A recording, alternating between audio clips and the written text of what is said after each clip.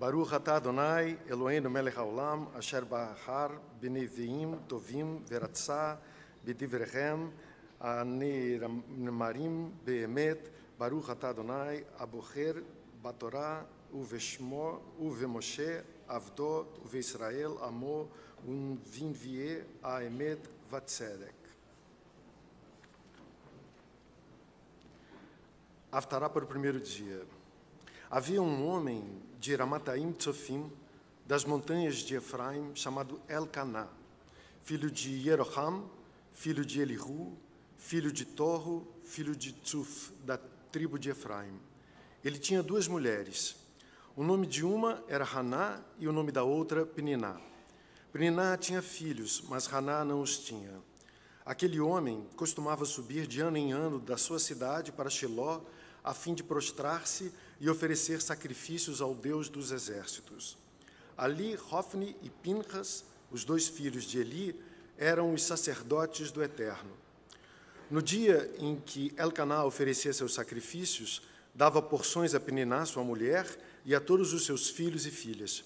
Porém, a Haná dava uma porção dupla, pois a amava, embora o Eterno a tivesse deixado estéril. Sua rival a irritava excessivamente e a exasperava por havê-la o Eterno deixado estéril. Assim fazia o Elcaná de ano em ano, quando Haná subia à casa do Eterno, e Peniná irritava, pelo que Haná chorava e não comia. Elcaná, seu marido, dizia-lhe: Haná, por que choras? Por que não comes? Por que está triste o teu coração? Não sou eu melhor para ti do que 10 filhos? Haná levantou-se depois que haviam comido e bebido em Shiló. Eli, o sacerdote, que estava sentado em uma cadeira ao lado do umbral do templo do Eterno. Ela, com a alma amargurada, orou ao Eterno, chorando copiosamente. Fez uma promessa e disse: Ó Deus dos exércitos, se deres atenção à aflição da tua serva e te lembrares de mim, e não te esqueceres da tua serva, e concederes à tua serva um filho varão, o darei ao Eterno por todos os dias da sua vida, e a navalha não tocará a sua cabeça. Como se demorasse na sua oração ao Eterno, Eli observou a sua boca. Haná falava no seu coração. Apenas seus lábios se moviam, mas não se ouvia sua voz. E Eli a tomou por embriagada. Eli disse-lhe: Até quando continuarás a embriagar-te? Livra-te de tua embriaguez. Haná respondeu e disse: Não, meu senhor, eu sou uma mulher angustiada. Não bebi vinho nem nenhuma bebida forte, mas estava abrindo a minha alma perante o Eterno. Não tomes a tua serva por uma mulher perversa, pois é por excesso de aflição e raiva que tenho falado até agora. Eli respondeu e disse: Vai em paz, e o Deus de Israel concederá o que pediste. E ela disse: Possa tua serva, ante teus olhos, merecer a tua graça. Assim, a mulher seguiu o seu caminho, comeu, e o seu semblante já não era mais triste. Levantaram-se ao amanhecer, prostraram-se perante o Eterno e voltaram à sua casa em Ramá.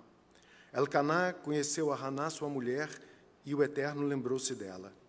Passado algum tempo, Haná concebeu e deu à luz um filho. Deu-lhe o nome de Samuel, pois ao Eterno o havia pedido. O homem Elcaná e toda a sua família subiram para oferecer ao Eterno o sacrifício anual e cumprir sua promessa. Haná, porém, não subiu, pois disse ao seu marido: Quando o menino for desmamado, eu o levarei. Ele se apresentará perante o Eterno e lá ficará para sempre. Disse-lhe Elcaná, seu marido: Faz o que melhor te parecer. Fica até que o desmames, e possa o Eterno cumprir a sua palavra. Ficou, pois, a mulher e amamentou seu filho até que o desmamou. Depois que o desmamou, levou-o consigo com 3 novilhos, uma medida de farinha e um odre de vinho, e o trouxe à casa do Eterno em Shiló. E o menino ainda era pequeno. Degolaram os novilhos e levaram o menino a Eli. Disse-lhe Haná: Ouve, meu senhor, viva a tua alma, meu senhor. Eu sou aquela mulher que permaneceu ao teu lado orando ao Eterno. Por este menino orei, e o Eterno atendeu o meu pedido. Portanto, eu o emprestarei ao Eterno por todos os dias de sua vida. E lá se prostraram diante do Eterno. Então Haná orou e disse: Meu coração exulta com o Eterno. Minha honra cresceu através do Eterno. Minha boca abriu-se frente a meus inimigos. Tua salvação é motivo de minha alegria. Não há santo como o Eterno, porque não há outro além de ti, e rocha alguma existe como nosso Deus. Não faleis palavras altivas, não saia a arrogância de vossa boca, porque apenas o Eterno tudo sabe, porque ele são avaliadas as ações. Por ele são avaliadas as ações. O arco dos poderosos rompeu-se, enquanto que os debilitados cingiram-se de força. Os que viviam na fartura empregaram-se por comida, enquanto os famintos deixaram de sê-lo. A estéril deu à luz 7 vezes, e a mãe de muitos filhos perdeu os seus. O Eterno decreta a morte e concede a vida, faz descer a sepultura e de lá resgata. O Eterno empobrece e enriquece, humilha e enaltece. Levanta o pobre do pó, ergue o indigente do monturo, para fazê-los sentar entre nobres e conceder-lhes o trono e a glória. Pois do Eterno são os alicerces da terra, e sobre eles assentou o mundo. Ele guardará os passos de seus fiéis. Os ímpios, porém, serão destruídos nas trevas, pois não é pela força que o homem prevalece. Os adversários do Eterno serão esmigalhados, desde os céus trovejará contra eles. O Eterno estenderá sua justiça até os confins da terra e dará força ao seu rei e engrandecerá o seu ungido. Baruch atah Adonai, Eloheinu melech haolam, tzur kol haolamim, tzadik bechol adorot, האל הנאמן, האומר ועושה, המדבר ומקיים שכל דבריו אמת וצדק. על התורה ועל עבודה ועל הנביאים ועל יום הזיכרון הזה, שנתת לנו, אדוני אלוהינו, לכבוד ולתפארת. על כל אדוני אלוהינו אנחנו מודים לך ומברכים אותך. יתברך שמך בפי כל חי תמיד לעולם, ועד ודברך עומד וקיים לעד. ברוך אתה אדוני מקדש ישראל ויום הזיכרון. Amém. Com incentivo e com a permissão do Rabino, eu vou fazer pequeníssimos comentários sobre essa Haftará. Existiriam inúmeros aspectos que mereceriam atenção, como, por exemplo, elaborar um pouco sobre o fato de Eli, o Cohen Agadol, ter tomado Hana como bêbada, ao observar que ela somente movia seus lábios enquanto orava sem emitir sons. Mesmo tendo ele, em busca de resposta, consultado o Uriv Tumim, que, pelo que eu entendi, era uma espécie de Xing, desculpem aqui o meu sincretismo, mas esses Urim Tumim, de acordo com o Zohar, pelo que eu pude entender, eram nomes de Deus de 42 e 72 letras gravadas em pedras que se acendiam sequencialmente, de modo a emitir uma resposta a uma pergunta feita pelo sumo sacerdote. E quando ele o fez a respeito de Hana, 4 letras se acenderam. Essas letras poderiam formar tanto a palavra Shikorá, bêbada, como Ksará, como Sara, querendo dizer que Hana, assim como a matriarca Sara, também era estéril, e também Ksherá, ela é digna. Aqui um parênteses. Palavras com vários significados, palavras parecidas, palavras que compartilham os mesmos radicais, são fontes inesgotáveis de comentários, não é? As raízes das palavras hebraicas são verdadeiras cartolas de mágico, delas saem coelhos, pombas, flores. Não é à toa que nós somos o povo dos livros, uma vez que, de verdade, nós apreciamos a magia das palavras. Mas por que Eli escolheu a primeira opção e a tomou como bêbada? Não sei. Só provoco, não tenho nenhuma resposta. Outro aspecto é o fato de Hana e a sua prece terem se tornado paradigma da prece sincera, ao ponto de terem se tornado padrão para a oração da Amidá. Oramos em silêncio, enunciando as palavras, mas não em voz alta, ao ponto de serem ouvidas pelos demais. Essa Haftará, contando como a Hana foi atendida em sua prece sincera, me faz pensar que o fracasso e o sucesso, o triunfo e a derrota, a grandeza e a pequenez, não são condições permanentes.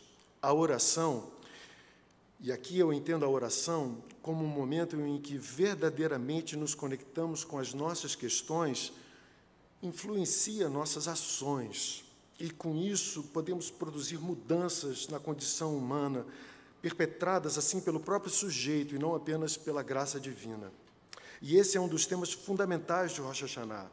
Nesse início de um ano novo, temos a oportunidade de um recomeço, que, aliás, podemos fazer isso em qualquer momento das nossas vidas, de melhorar o que é preciso, questionar nossas escolhas e admitir novas possibilidades. Mas o que eu quero mesmo falar é sobre o fato de Hannah, em troca da dádiva da maternidade, ter oferecido seu filho ao Eterno todos os dias da sua vida, mas que faria isso assim que a criança desmamasse. Nós, Homo sapiens, temos praticamente uma espécie de gestação em duas etapas, não é? A primeira intrauterina e a segunda com a criança já fora do útero. Os nossos bebês não seriam capazes de sobreviver aos primeiros 1 ou 2 anos de suas vidas sem o auxílio de suas mães durante o período do aleitamento materno.